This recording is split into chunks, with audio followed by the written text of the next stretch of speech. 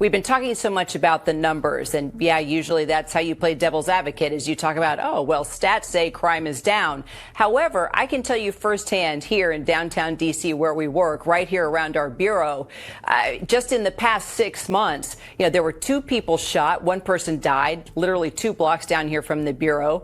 It was within the last 2 years that I actually was jumped walking just 2 blocks down from here. And then just this morning, one of my coworkers said her car was stolen a block away from the bureau. So we can talk about the numbers going down, but crime is happening every single day because we're all experiencing it firsthand while working and living down here.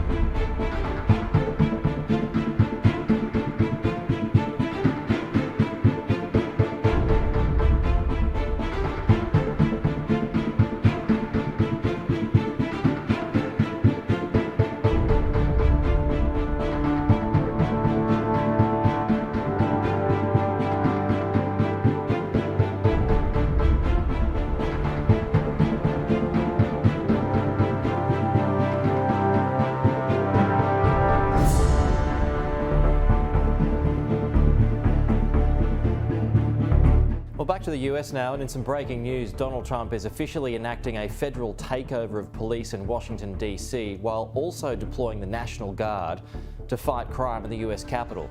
The US president says he intends to liberate the capital from the cesspool of crime and homelessness that it becomes.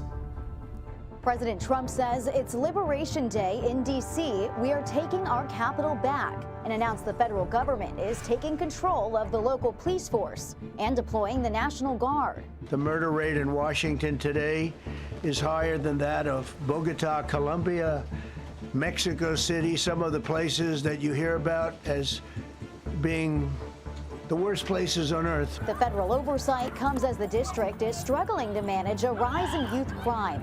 These are officers responding to a shooting in what's considered a nice D.C. neighborhood Saturday night. Police say about 100 teens were gathered in the park when a young man started shooting. Fortunately, no one was injured. I see too much violent crime being committed by young punks, but they know that we can't touch them. Why?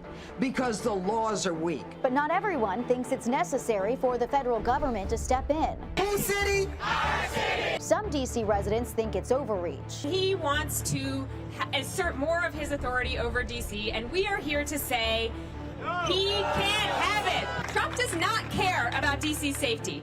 He cares about control. And the mayor points out violent crime is down from previous years. We have spent over the last 2 years driving down violent crime in this city, driving it down to a 30-year low, in fact. President Trump also plans to tackle the city's homelessness problem by giving them places to stay outside the Capitol. And let's go to DC now. The mayor is speaking live, so let's listen into this for a moment. Gotten any more detail about the plans, about the words that he said. It wasn't referenced in the executive order that came down, so we're going to work, and I believe he had a previous executive order that also identified Attorney General Bondi as a point of contact as it relates to homelessness and such. So we'll follow up with her.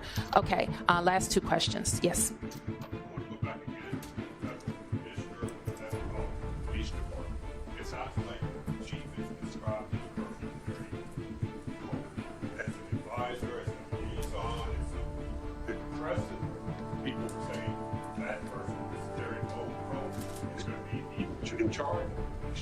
I can't really comment on that, Tom. I can only tell you what's in the executive order, and that's what controls.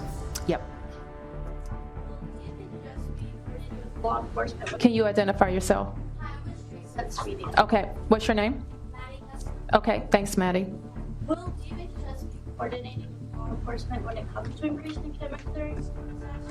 And then if AG Bonnie directs. All right, we'll leave that there and get the latest at the top of the hour.